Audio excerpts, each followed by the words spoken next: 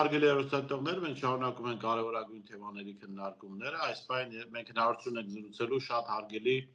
պարոն Արա Հարությունյանի հետ, շնորհակալ եմ պարոն Հարությունյան մեզ հնարավորություն տալուց այդ զրուցելու համար։ Օրս մի թեմայի շուրջ էինք զրուցում եթերում եւ այդտեղ նաեւ հարցեր առաջացան, որ անհրաժեշտություն կա նաեւ ձեր գնահատականները, վերլուծությունները եւ մեկնաբանությունները լսել։ Խոսքը մասնավորապես Նիկոլ Փաշինյանից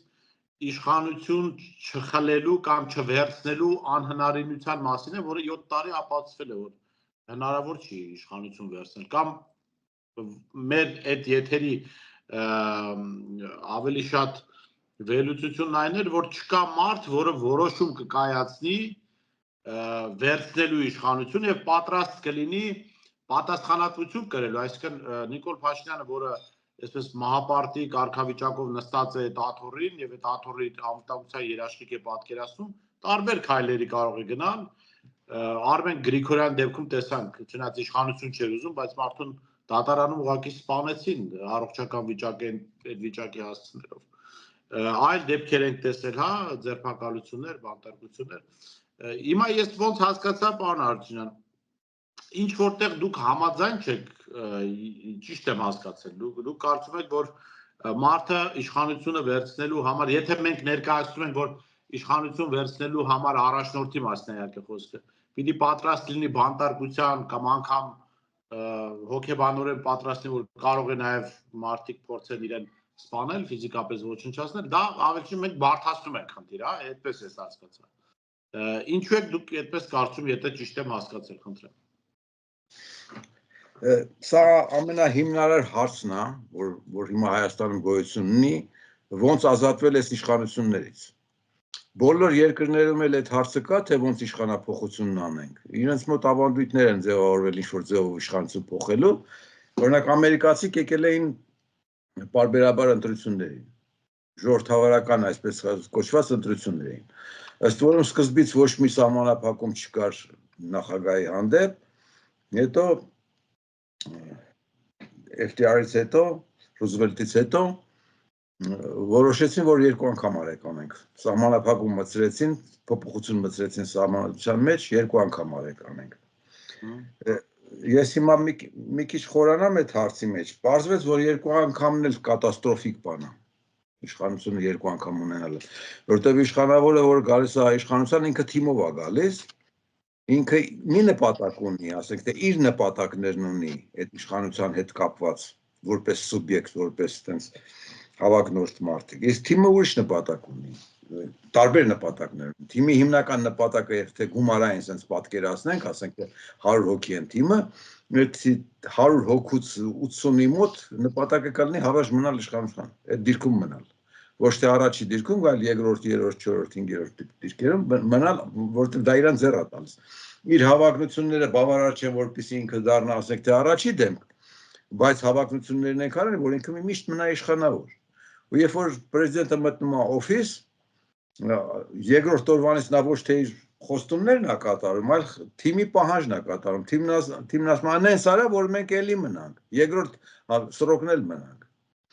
Ու այդ առաջի ժամկետը վերածում երկրորդ ժամկետ մնալու գործունեության։ Դրա համար են սկսում պատերազմները ամերիկյան նախագահների, որտեղ ինքը պատերազմը սկսել է,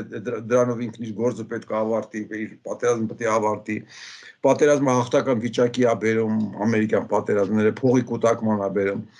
Այսինքն հասնում են երկրորդ ժամկետին, երկրորդ ժամկետն էլ են ձևի, որ ուրիշ տեխնացու չի կարող խոսալ, ինքը լծակներն ունի, ամերիկյան նախագահն էլ ունի այդ լծակները, ոնց որ Նիկոլն ունի, երկրորդ ժամկետը ընտրվելու, իր լծակները mass media-ն է, կողքից ուրիշ բաներն են, դրանք էլ իր լծակներն են, այդ լծակները երկրորդ ժամկետի անցնում։ Երկրորդ ժամկետի ժամանակ էլ առաջի ժամկետի կերած բողկերը փակելով են զբաղված ու քննադատությանը դիմադրելով դուրս է գալիս ամերիկյան նախագահը իր 8 տարվա մեջ զբաղված է Իրան ու իր թիմին սպասարկելով։ Դրա համար ամերիկացիք, զինված ամերիկացիք իրենց հարցերը տանն էին լուծում, իրենց կապիտալիստական սիստեմում իրենց փողն են կուտակում իր հետագա կյանքի համար։ Դրանով ներկա Ամերիկան փոփոխված է հին Ամերիկայից, զինված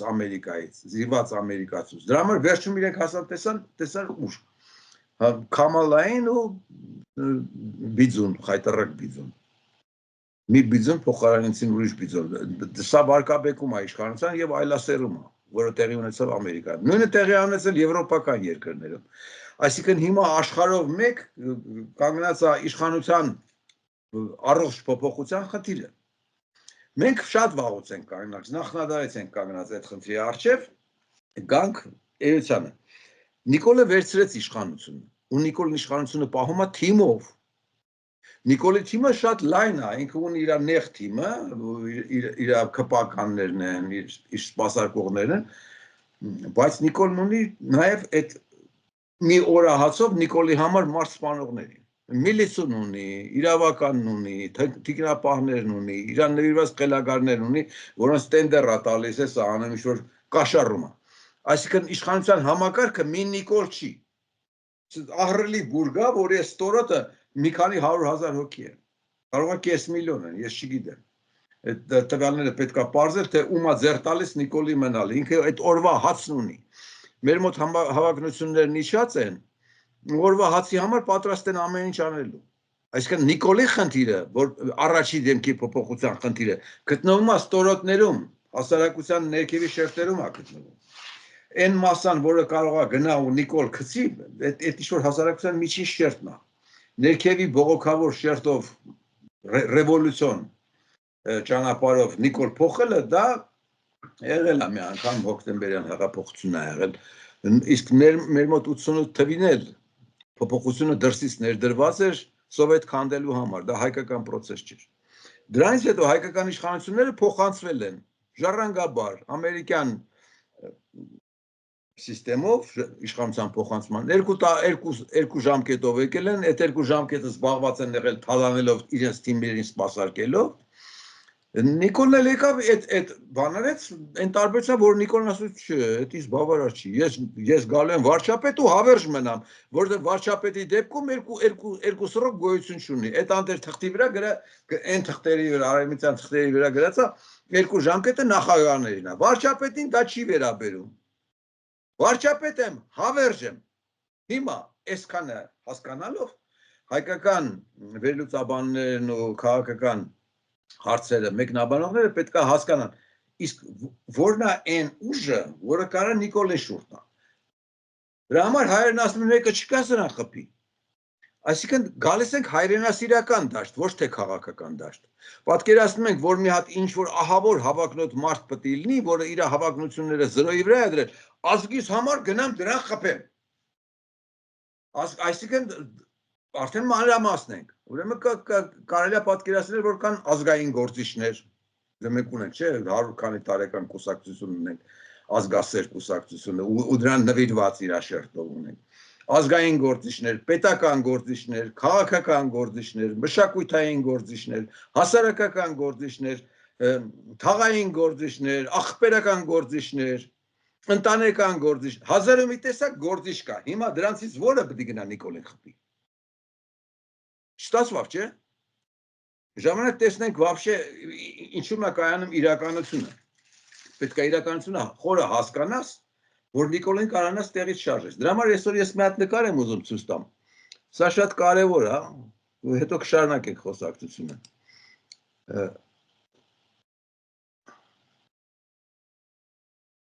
Այս նկարն եմ ուզում ցույց տամ։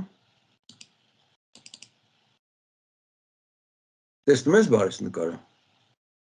էկրանին։ Կա։ Եղավ, ես էլ անցնեմ այդ նկարին։ Ուրեմն այստեղ նկարի վրա ի՞նչն է ցույց տված։ Ուրեմն հորիզոնական առանցքի վրա հասկանալն է, վերևում նյութի պարունակությունն է, իմաստն է, ասվածի էությունն է։ Ու դիագրամ է կազմված։ Ուրեմն ամենապրիմիտիվը դա է, որ տվյալներ կան, հետո երկրորդ շերտը գալիս է ինֆորմացիայի տեսքով։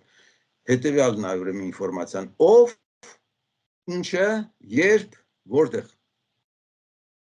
Այսինքն, երբ որ հարցերը քննարկում ես, ով արեց, ինչ արեց, երբ արեց, որտեղ արեց։ Հայկական իրականությունը այս մի քիչ բարդագույն ներկած մասում է գտնվում։ Մենք չենք բարձրանում դեպի գիտելիքի միջավայր եւ իմաստության միջավայր։ Գիտելիքավոր մարդիկ այս ամեն ինչի հիման վրա ասում են ինչպես արվեց դա։ Ոչ թե ով, ինչը, որտեղը, այլ ինչպես-ը։ Կարևոր հարցը ինչպես-ն է։ Դրանից հետո գալիս է ինչու։ Ինչու անես։ Մենք ինչպեսին չենք ասել, բարիշը։ Ինչուին առհասարակ չենք ասել։ Հիմա մեր հարցը կանգնած է ինչպեսի վրա, թե Նիկոլին ինչպես գցենք, մեր համակարգը ինչպես փոխենք, մեր արժեքային ինչպես փոխենք, մարդկանց ինչպես նորի տրամադրենք։ Ինչուն արդեն ուրիշ հարց է, ինչուին չմոտենանք, հələ շատ հեռու հարց է։ Այսօր նկատի ունենալով այս գրագիրը, այս գծագիրը միշտ աչքի առաջ ունենալով մի հատ տեսնենք քաղաքական դաշտը ինչի չի քննարկում, թե ինչպես անել։ Այդ ինչի հետ մեկը պետք է գնա Նիկոլին խփի գցի։ Իսկ ինչի Նիկոլի այդ երկրորդ շերտը, որը Նիկոլի իշխանության ամենամեծ հենարանն է, որը իր մի օրալափի համար պատրաստ է մարդուն ասֆալտին ծխելու բորդուր լիզել տալու։ Ինչու այդ մարդիկ չեն երևում։ Դուք մի հատ Նիկոլի պաշտպան ունեն ագրեսիվ միլիցու տեսած կաք, որ ժողովուրդը քննարկի։ Մեկ-մեկ անունները տալիս են, էնել հիմա չեն տալիս, հների վերաբերյալ ասում, բայց Նիկոլի հետ կապված իր նվիրալներից որևէ մեկի անունը չի քննարկվում։ Ժողովուրդը չի ասում այդ մասին։ Այսինքն հասարակական կարծիքի ինստիտուտը վրեժին հը չհասնենք բարեժան։ Հասարակական կարծիքի ինստիտուտը մեր մոտ չի աշխատում։ Ոնց ես դու պետություն, հասարակություն, ազգ, եթե հասարակական կարծիքը ոչ մեկի վրա չի ազդում, թքած ունեն։ Ինչի թքած ունեն, որովհետև հասարակական կարծիքը չի քննարկվում լուրջ մարդկանց կողմից, որպես կարևոր բան։ Լուրջ մարդկանց կողմից, այս ճակերտավոր քննարկում է, որ ես ասեցի։ Բա ես ասել եմ, բա ես հայետ եմ ասում, ես վաղուց եմ ասել, հասկացան, ընկեր ջան, բայց քո ասածը բանի տեղ դնող չի եղել։ Դու հաջորդ քայլին մոտեցի, ինչու չի եղել։ Ինչու է այս վիճակը, որ մարդկանց չի հետաքրքրում, արդեն իրենց ճակատագիրը չի հետաքրքրում։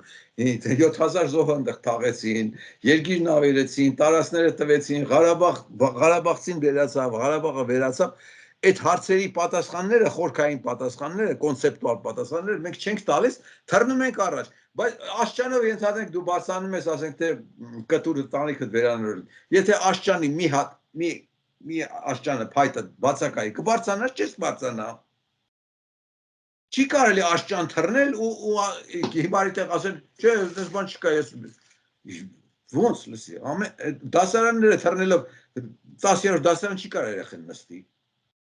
Հիմա քաղաքական դաշտում բոլորին թվում է, թե իրենք 10-րդ դասարանցի են, համալսարան ավարտած են, հանճարեղ են, էս են։ Հիմա գանք բանի, ինքնազոհ այդ պատրաստ մեկին։ Այդ մարդը խի պետք է գնա այդ ինքնազոհությանը, բարիշը։ Այդ օրինակը ունեն, չէ, Նայիրին խելագար չէր, թուրքական շպիոն չէր, հայերի խելքին չհասկավ, why, ինչու հարցը, իմաստնությանը չհասավ, թե Նայիրին ինչի այդ քայլին գնաց, ծալեցին, որովհետև ախպերական հակարացավ մեզ կերցնի, որ Նայիրին թուրքական շպիոն է, ու մարսեցին, դրանով մարսվեց եւ սպարածերտի էությունը, եւ հայկական իշխանության սրիկայությունը, Նայիրին գնացել էր իր ընտանիքով, իր մոտ մարդկանցով վրեժ լուծելու։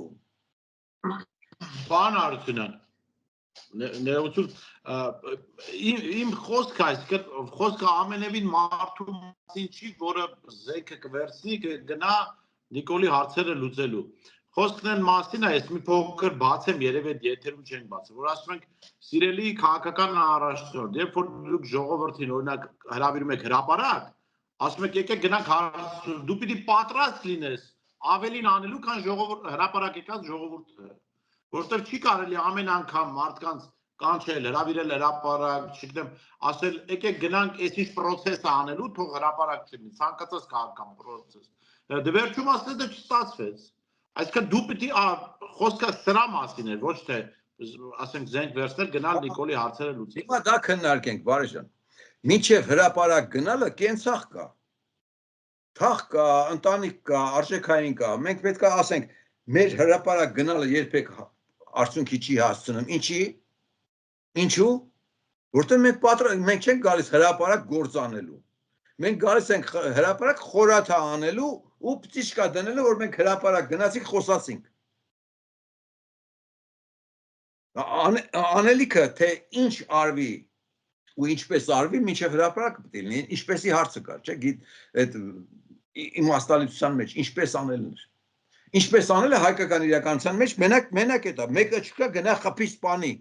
իսկ 10 հոգով, 50 հոգով, 100 հոգով անելը չկա մեր մոտ։ Իսկ եթե մեկը չի, այլ 10 հոգին է, 10 հոգին ինչպես անեն, այդ հարցը կա։ Կամ որ հրապարակում կես միլիոն են հավաքվում, 5-10 միլիցու դեմ ինչպես ու ոնց անեն, այդ հարցը կա, ինչի չի ցակում։ Բայց այսինքն ամեն անգամ հրապարակ կանչող ցանկացած մեկին, ով հավաքում է մի հոգի մարդ, թեկուզ, այդ մի հոգին պետք է ասի, ընկեր ջան, ես եկա կայնեցի, ինչ ես ասելու անեմ, որ առանցից դու չես կարող անես։ Այդ հարցը քանի չի լուծվել, չի կարելի հրապարակ հավաքվել։ Լսի 88 թվից 37 տարի նույն տեխնոլոգիայով առանց մի մաս ավել հասկանալու ու վերլուծելու կարելի է նույն բանը կրկնել։ Վերջի 15-20 տարին էլ խայտարակ բուքսավատով, ինչ 15-20 տարի, 30 տարի։ Նույնիսկ առաջի օրվանից, 88 թվից։ Հրապարակն անիմաստ էր։ Մենք տեսել ենք Թուրքիայի մոտ։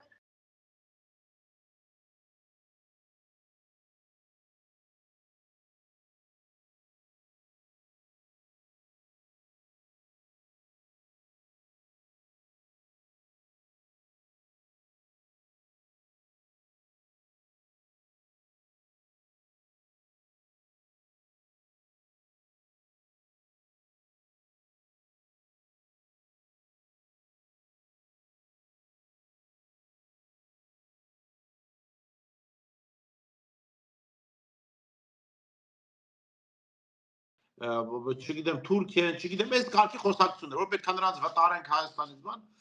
երկուսից էլ բարկացրել էր այդ հարցազրույցը, բայց խնդիրը որն էր, որ հարցազրույցավարը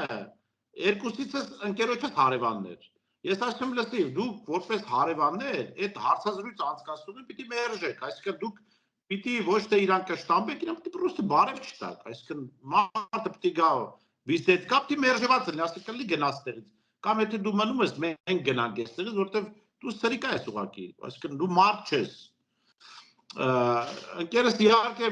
ես գիտեմ, որ շատ է կշտամբում նման մարդկանց, վստահ եմ,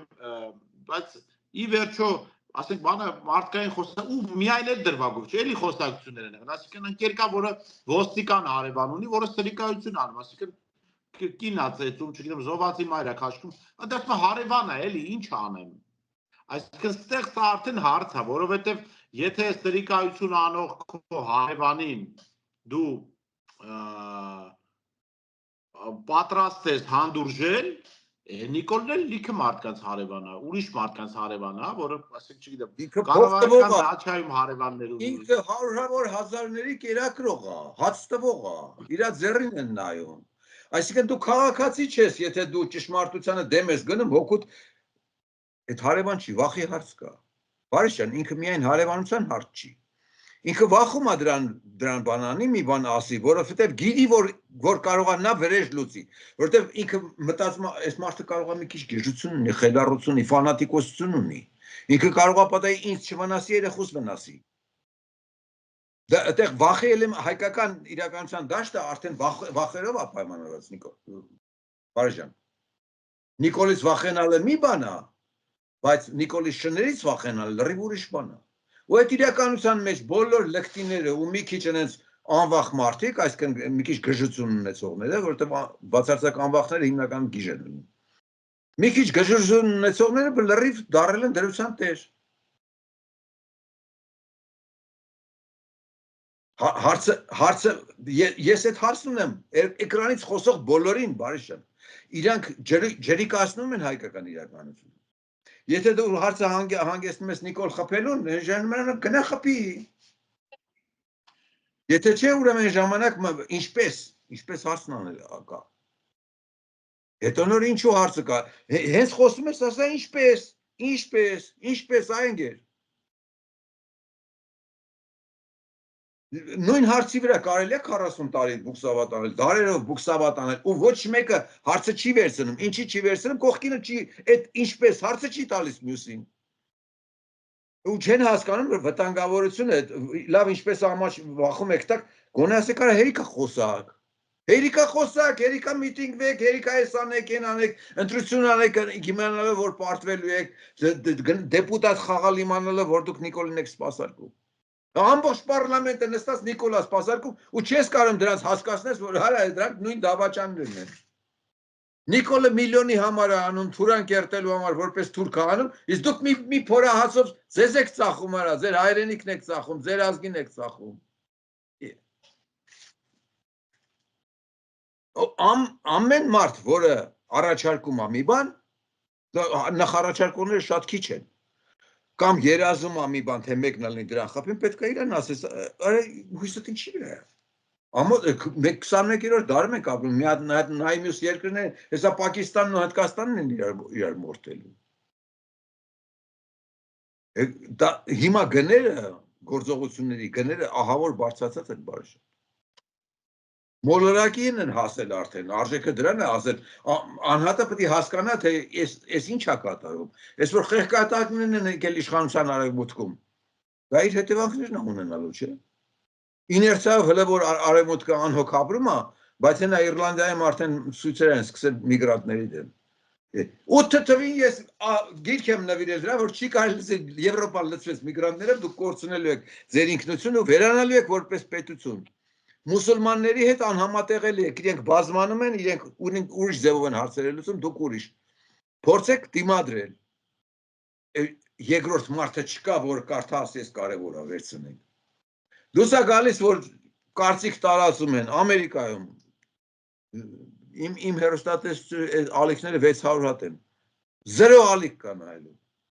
Զերո։ Բոլոր ալիքներով գեշ կնանիք են խոսում, կես իշխանությունա գովում, կես իշխանությունա քրվում, ոչ մեկը հիմք չի քննարկում։ Նույնը ռուսական ալիքներն են։ Ռուսաստանը կործանեցին այդ պատերազմով։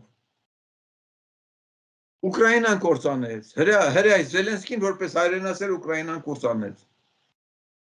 Աշխարհում շատ ծոր բաներ են կատարում ու հայերը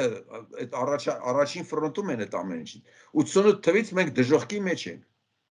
Բայց երբ է ուղեղը միանալու, այդ ինչու հարցը, իմաստնության հետ կապված, ինչու հարցը, ինչի չենք տալիս մեզ։ Ամեն խոսացող պարտավոր ասել, հետո, ընկեր ջան, ինչպես, ինչու։ Նիկոլը չի հիմա գործանողը, պարլամենտն է ու Նիկոլի հենարանն է։ Ասելիք ունեք, ցանկացած պարլամենտականի կարելի է դավաճան հռչակել։ Ցանկացածի, կարելի է, չէ, իրոք դավաճաններ են։ Չէին հասկանում, ինչ են անում։ Պարոն Հարությունյան, տեսեք, դուք հասարակության, իրականում մենք հասարակության կարևորագույն խնդրի մասին եք խոսում, բայց այստեղ մի հատ ուրիշ հարց կա։ Արդյոք հասարակությունը հասկանում է այն ինչ որ դուք ասում եք։ Ես կարծում եմ հասարակության լայք շերտերը ուղղակի քաղաքականությունը հասկանալու իմաստով 0 դասարան էլ չկա։ Այսինքն մարդիկ միայն շարժվում են էմոցիաներով, այսինքն ոնց է մեր խոսույթը։ Պուտինը դավաճան է, Ռուսաստանը դավաճան է, Ամերիկան հերոս է։ Ամերիկան մեզ կփրկի, թե չգիտեմ ինչի, Ռուսաստանը մեզ կվաճառի։ Ասում են քարտեզ են հրապարակում, ասում են Տիգրան Մեծի ժամանակ Հայաստանը այսքան էր, հենց միացանք Ռուսաստանին, Տիգրան Մեծի հողերը դարձան այսքան։ Ու հետ կապ չունի, որ Տիգրան Մեծի ժամանակ Ռուսաստան չի եղել, դրանից հետո էլ երկար ժամանակ Ռուսաստանը նոր ստեղծվում էր, հետո մեր ռեգիոնում գոյություն չուներ, մի 200 տարի է այստեղ, հետո ոչ մի կապ չունի մարդկանց մտքերում պատմություն չեն էլ ուսումնասիրում երևի, որ այն Հայաստանը, որ այսօր կա, իրականում եթե չլիներ ռուսական կայսրությունը, ես չգիտեմ դա սա կլիներ, թե չէ մեր որպես պետություն, որպես հավաքական միավոր։ Ես լավ իմ օրինակով ասեմ։ Ես ավարտել եմ հայկական դպրոցը, անկեղծ եմ ասում, 10-րդ դասարանը, այն պատմությունը, որը դպրոցներում ենք անցել, այդ պատմությամբ ես չեմ հասկացել, որ հայկական պետականություն ինչ որ ընթաց գոյություն չի ունեցել։ Իմ համար միշտ այդ պետությունը եղել է։ Իսկ պատմությունը որ կարդում ես, ինքը ընդհատված բան չի երևում։ Ու սա խնդիր է, մարդիկ իրական պատկերացումներ չունեն քաղաքական process-ների մասին, ռեգիոնի մասին, ռեգիոնի խաղացողների մասին։ Հիմա մի ուրիշ օրինակ բերեմ։ Ես հաճախ գնում եմ Իրաք, որը մեզանից ընդամենը 700 կիլոմետր է հեռու։ Որ ասեմ գնում եմ Իրաք, ասում եմ, «Ես ուր ես գնում»։ Ասում ճիշտ ասած մեզ շատ մոտ է։ Մեքենայով ընդամենը մի քանի ժամվա ճանապարհ է։ Բայց որ ասեմ գնում եմ Փարիզ, մարդիկ կհամարեն, որ շատ մոտիկ տեղ եմ գնում։ Իրականում Փարիզը շատ ավելի հեռու է, քան Իրաքը։ Մարդիկ նաև ռեգիոնալ վեստիբուլար ապարատ կա, չէ՞ որ մարդու մարմինը հավասարակշռության մեջ է ապահովում։ Բանը ռեգիոնալ այդ ապարատն է մեր մոտ փչացել, այսինքն մարդիկ չէ պատկերացնում մենք ինչ տարածաշրջանում ենք ապրում, ովքեր են մեր հարևանները, չգիտեմ, որ Փարիզը մեծ հարևան չի, Ֆրանսիան մեծ հարևան չի, կարող է լավ հարևան լինել, բայց ինքը չի մեր հարևանը։ Որ Ռուսաստանը մեզ շատ ավելի մոտ է, քան Միացյալ Նահանգները, որ Ադրբեջանը մեր հարևանն է, Թուրքիան մեր մյուս հարևանն է, Իրանի մեր սահմանակից հատվածներում ադրբեջանցիներ են ապրում, Վրաստանի մեր սահմանակից հատվածներում մեծ մասամբ ադրբեջանցիներ են ապրում։ Այս ամեն ինչը ուղղակի հետաքրքիր չի, այսինքն մարդիկ չեն էլ ուզում դա։ Գուցե գրագիտության խնդիրն է, որ ձեր ասածը չի ասում։ Այո, զուտ գրագիտության խնդիր է, բարի ջան։ Մեր հայրենասիրությունը, հայկական ճակերտավոր հայրենասիրությունը, որը մեզ ներարկվել մեր մեծերի կողմից սովետական շրջանում ապահովենք, մեծ դուս ենք տվել, գրողները, հրապարակային գործիչները մեզ բարձրացրել են որպես ազգ, բայց մեր խնդիրների խորքերը չեն բացատրել մեզ։ Թշնամիներով են բացատրել, թուրքը էս այն է, ռուսն է, այն մեկն է, բայց մեր թերություններին երբեք չենք անդրադարձել։ Հետո էլ սովետը որ կործանվեց, դպրոցը վերացավ, ու մենք հայտնվեցինք այդ պլենտուսին, հատակում հայտնվեցինք։ Բայց խնդիրը նրանն է, մեր խոսակցություններից միշտ գասենք նրան, որ պետք է միջնորդ մարդիկ լինեն, որոնք ավագ սերունդը դեռ կա, որը սովետական կարգին դպրոցը ավարտել, դա պետք է միացած լինել հարցերին։ Այդ բանը մեկուսացումը այն մարդկանց, որոնք ունակ են դա անելու, տեսնելու, մեկուսացումից կողքին դուրսվելու, դա չկա։ Դա էլ մեր արժեքայինի մեջ է, մենք հակահասարակական ենք։ Մենք ինդիվիդուալիստ ենք, պրիմիտիվ ինդիվիդուալիստ ենք, բայց հավակնոտություն չունենք։ Մենք մենակ մեր հացը ճարելու խնդրի վրա ենք կանգնած, արարելու խնդիրը, հավակնություն արարելու խնդիրը չունենք։ Ու դրա վրա է հիմնված նաև Նիկոլի գալու վերաբերյալ թեզը, թե Նիկոլին Սերժը բերեց։ Էս բերեց, իրանք աճացրին, իրանք դրեցին եւ այլն։ Դու չես կարա հային բացատրես, որ Նիկոլն ինքը առանձին երևույթ է, ինքն իրան բերել է։ Երբ որ փորձում ես ասես, բա լսի, Նիկոլից թողեք մի կողմ, բա մյուսները ոնց հայտնվեցին։ Օրինակ այն մեր մեծ օլիգարխները հատ մի հատ տենակ իրանց ինչ որ բերողները ովքեր են եղել։ Որոշներին բերել են, բայց որոշները մենակ իրանց շնորհքով են եկել։ Այսինքն հայը չի ընդունում, որ կան մարդիկ, որոնք իրանց արժանինքների շնորհիվ դիրքերի են հասել։ Խուլիգան արժանինքներ են, բացասական արժանինքներ են, սրիկա արժանինքներ են, բայց իրանցն են այդ արժանինքները։ Իրանք այդ արժանինքների շնորհիվ են հասել դրան։ Լևոնին ով բերեց։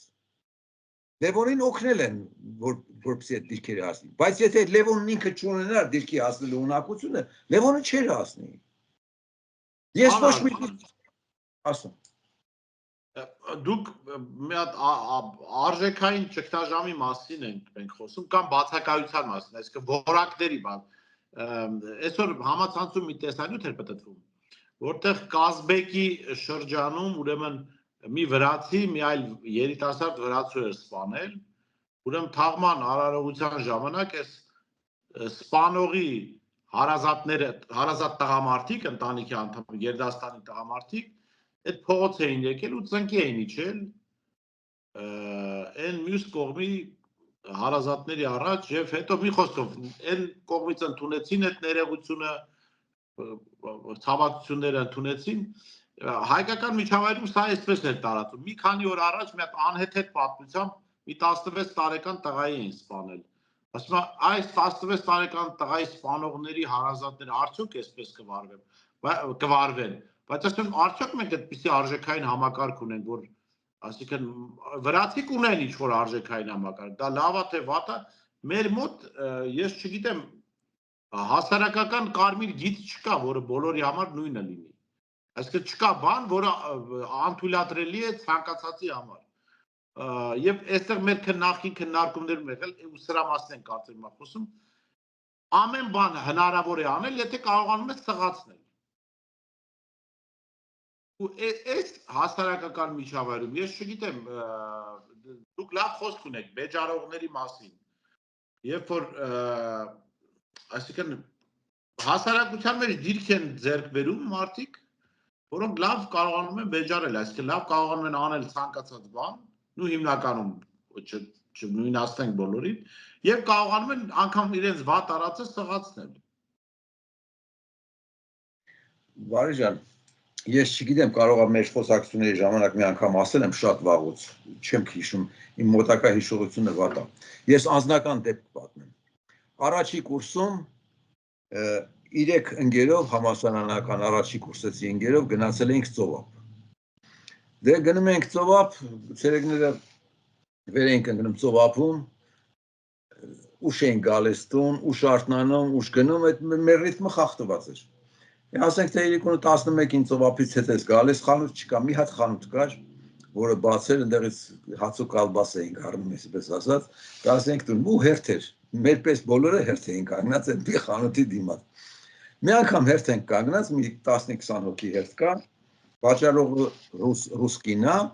հերվից մի հատ լակոտ մոտեցավ, կոլոտ փոքր այս հերթն այս կողմից է, այդ պատոհանի մոտ, այս լակոտն այս կողմից։ Այս կինն ասում է, ես քեզ չեմ տալու, հաց չեմ տալու։ Այս տղեն զեն չի անում մնում է։ Իմ ընկերը, այդ առաջի կուրսի ողորմածիկ հիմա մահացել։ Ինքը սամբիստ էր։ Գնաց սրան ասեց տա ջան արելի ուսարստից։ Հապ տարիքով էինք դրանց մեզ։ Իրանք կլեն ասենք թե այդ լակոտը կլներ մի 15-16 տարեկան, մենք 17-18 էինք էլի մի քիչ։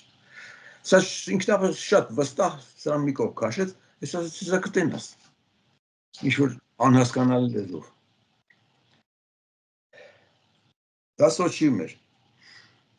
Մի 5 րոպե հետո սա եկավ կաղալով կողքից էլ 2 ընկեր։ Ու ձեռին մի բան ա դրած, ինչ որ մի բան ա կաղալով գալ։ Դու մի ասա կոշիկն ա հանել, տարել ա զուգարանի մեջ ա կողել, եկել ա, որ խփի այդ ընկերոջս։ Մենք տեսանք, սա եկավ, հասավ ու հասրեց խփի այդ լակոտը։ Կռիվը սկսվեց, այս հերթի ժողովուրդն էլ բան արեց, իսկույն միլիցիան եկավ, մի րոպե հետո միլիցիան եկավ, թե չէ գետանի դուրս չենք գա։ Միլիցիան, սրանք փախան, միլիցիան մեզ բռնեց տարավ։ Ասում ենք, լսեք, դուք մենք մեղավոր չենք, էս ա կռինս, մեզ չի հետաքրքրում։ Տարան բաժին, ասին ուրեմն տղեկ, դրանք մարդասպաններ են, չեչեններ են։ Թիմա, մենք դրանց հախիտ չենք կարացել գան, բայց մենք չենք ուզում, որ դուք մեռնեք։ Մենք հիմա կտանենք ձեզ տուն, վեշերդ կհավաքեք, կտանենք, կնստացնենք գնացք որտեղից որ եկել եք, ուր ուզում եք գնացեք, բայց Սոչից պետք է դուրս գաք։ Եկան տնից մեզ հանեցին, մուծվեցինք այդ տանտիրը, չբերեցին կայարան, սպասեցին մինչև մեզ գնացք նստացնեն, առավոտը շուտ, գիշերն իրանց մոտ եք մնացել, բաժնում եք մնացել։ Գնացքը շարժվել է, նոր դրանք կայարանից դուրս են եկել։ Սովետի պատմություն եմ անում։ Աբխազ ու ռուս միլիցիքը դրանց դեմ կզած էին։ Հիմա արժեքայինին գամ, այդ որ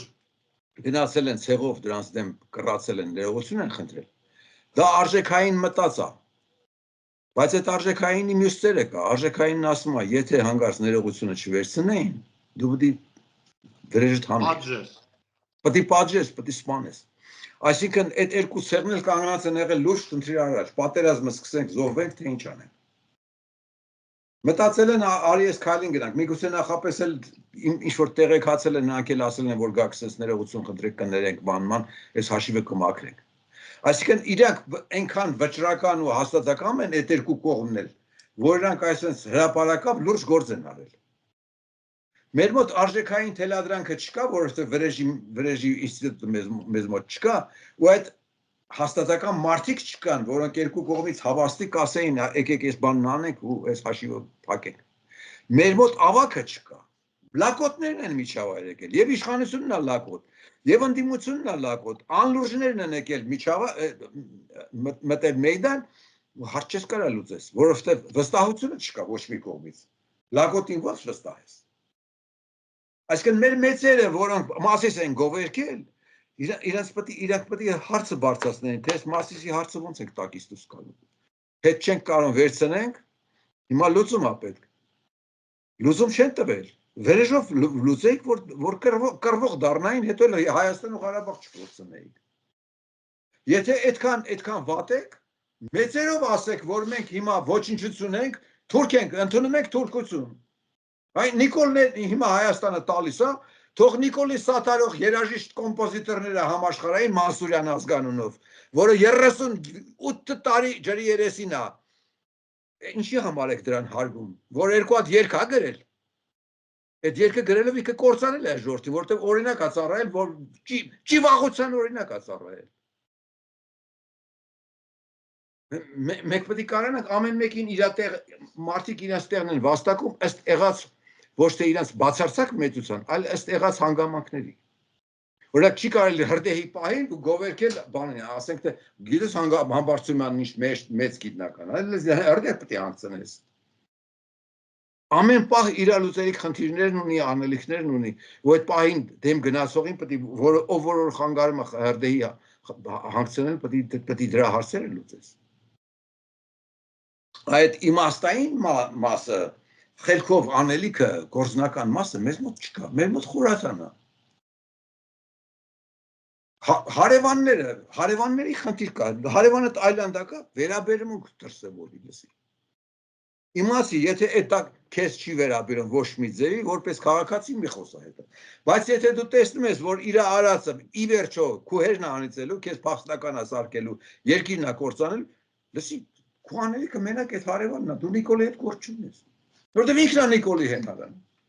Կարող է Նիկոլական էլ չի, բայց իր արածներով ինքը նպաստում է համակարգի հավերժացմանը։ Այո։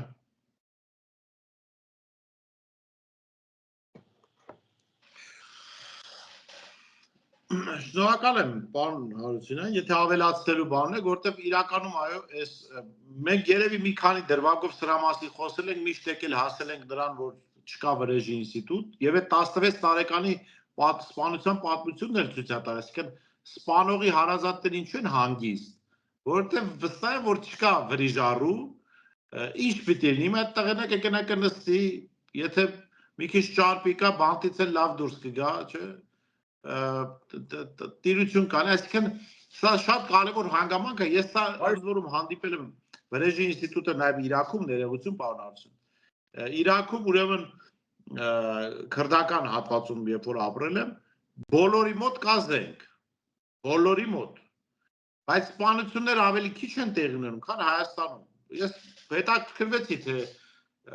ինչով ասա պայմանավոր, ասե նայի, Իրաքում մարդ սպանողը լավ գիտի, որ կամ իրան են սպանել, կամ իր ընտանիքից մեկին։ Այսինքն ինքը ոչ թե մարդուն է սպանում, ինքը իր ընտանիքի դատավճիռն է կայացնում։ Դրա համար շատ հազվադեպ հիմնավորման պետք է sense բան։ Ավելին ասեմ, այնտեղ մի հայաստանցի կար, որը 6-7 քրդերի պարտք էր։ Այսինքն $600,000, $700,000, վերջը մի պատմության մեջ ընկանք իր պատճառով։ Ու ինձ դա էր հետաքրքրում, լավ, այս մարդուն ոչ չեմ վնասում, պարզվեց քրդերի մեջ ուրիշ սկզբունք կա, ասում եմ, եթե որևէ մեկը մի հոգուց ավել մարդկանց պարտք կա, ասենք 5-6 հոգու ոնց որ այդ հայաստանցին։ Ու այդ 5-6 հոգուց որևէ մեկը որոշում ու իրան պիտի սպանի, ապա այն 4-5 հոգու պարտքը ինքն է տալիս։ Ասում են այդ մարդը ողջ կլիներ, մենք մեր փողը կստանանք, եթե դու որոշել ես սպանես այդ մարդուն, ուրեմն դու պարտքը վերցրել ես քո վրա։ Այսինքն հիմա սա լավ է, վատ է, ես չգիտեմ, բայց անգամ այդ հասարակությունը, որը հետամնաց կարող է համարվել հայաստանցիների աչքերով, օրենքից դուրս բարոյական արժե համակարգ ունի, որը կարգավորում է իրենց կյանքը։ Չգրված օրենքներում։ Այո, այո, այսինքն գրի առնված չի, սահմանադրության մեջ գրված չի, դատարանի բան չի, հա։ Բայց մարդիկ իրենց արժեքային համակարգում ունեն մոտեցում, որ ասում են, ընկեր, եթե դու որևէ մեկին սպանել ես, քո ընտանիքը վերացնելու են, եթե դու որոշում ես կայացրել որևէ մեկին սպանել, ուրեմն Դու քո ընտանիքի մասին ես որոշում կայացրել։ Եկանք ակունքներին բարաշան։ Քրդերն էլ պետություն չեն ունեցել։ Ես իմ երբ են կորցրել Մարաստանները եւ Դանսկի պետությունը դրանց հետո չեմ ունեցել թե չի։ Դուք իմանաս։ Հայերն էլ չեն ունեցել։ Բայց քրդերը ձեռք են բերել այդ զենքի արժեքային ու վրեժի արժեքային ունեն, իրաց մոտ չգրված օրենքները կառավարել, հայերը չունեն։ Հայերի չգրված օրենքն ասում է ով է ես փալան։ Այդ բացարձակ անպաշտպանության բանա, սկզբունք է, էլի հայը մեջտեղ քաշում։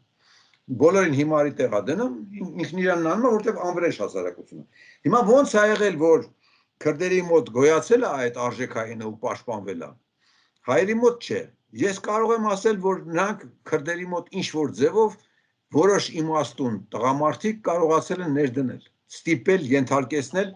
այդ արժեքայինը ներդնել։ Մեր մոտ այդ մարդիկ չեն եղել, երևի զոհվել են, չգիտեմ ինչի, չեն հասցրել այդ գործը կատարել։ Իսկ թվում է քրիստոնեությունն էլ է շատ մեծ դեր կատարել, մեզ այդ ենթարկվելու գաղափարը, որ մցրել է, խորենաց ու ոսկրերն են լցրել գետը, հայ մյուս տերտերները, ու մինչև հիմա հայ տերտերները դրա պատասխանը ոչ մեկը պատասխան չի կանչում տերտերներին։ Դե լսի քո նախորդները, այդ հարցը քննարկված կա, ինչի խորենաց ոսկրերը դուք լցրեցիք գետը, դա մարդն ինչ էր արել, կեսեջ բաներ գրել ձեր մասին։ Այդ ոսկրերը գետը լցնողներին դուք որպես քրիստոնյա, որպես հայ սրիկա հանել եք, այնտեղ գրել եք, թե մենակ սրբեր են ձեր մոտ։ Դավաճաններ չկան, ոչ մեկը չկա։ Ձեր պատմության մեջ դավաճանների հանդեպ վերաբերմունք չկա։ Չկա, եկեղեցին ասել է դավաճանությունը մեր մոտ գոյություն չունի, ժողովուրդ մի քննարկեք, վրեժ էլ պետք չի։ Այդ սա սկզբունքային հարցեր են, որոնք մենք պետք է բացած լնենք, քննարկած լնենք ու ասենք, այս ինչու՞մն է բանը լսեք, մեր եկեղեցին ինչի անտեր թողել մեր զոհերին։ 88 թվից մենք միայն զոհեր ենք տվել։ Մի հատ վերլուծական կա, հայկական այդ քաղաքական դաշտը վերլուծել է, թե ով ինչ սխալ արեց, որտեղ է սխալն արեց, ինչի սասենց տեղի ունեցավ։ Ոնց եղավ, որ խելագարների անցավ իշխանությունը, սրիկաների, խելագարների, տականքների,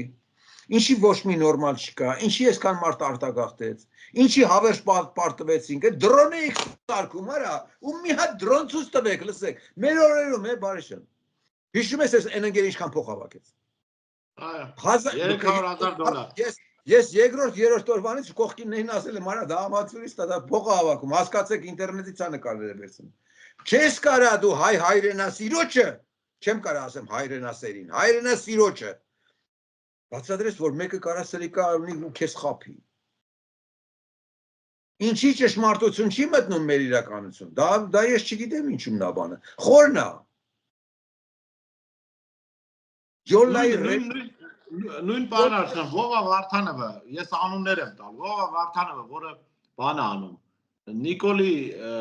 իշխանության դեմ Նիկոլի Պաղողների դեմ որևէ քայլ արած չկա, բայց մարդը փող հավաքում գմբեթներ է սարքում, ասում է, ընդ որում երկրորդ գծում չէ, անգամ երրորդ գծում չէ, հա, եսի որտեղ։ Սարքում ասում է, այ որ հարցակվեն ամբողջ պաշտպանական գծերը փլվեն, առաջի, երկրորդ, երրորդ գիծ, մենք ստե գմբեթ կունենանք, ստեղից խփեն, թե դա ում են խփելու ես չգիտեմ իհարկե, բայց մարդիկ երբ որ դու ասես լավ ընկեր, եթե դու փող ես տալիս, ասեք գմբեթ սարքելու համար, եթե դու փող ես տալի, ասեք ինչ որ դիրք կահավորելու համար, հələ Նիկոլը ցույց է տվել, չէ, առանց բետոնով կահավորված հրաշալի դիրքեր հանձնել է, առանց կրակոցի, այսինքն իմաստը ո՞րն է դրա տակ մտնելու, այս իմաստը ո՞րն է դա քարոզելու։ Ժամանակին թուրքը արբանյակներ է առել, Ալիևը, որին հայ լակոտ լուկոտը ձեռ էին առնում որպես հայվանի,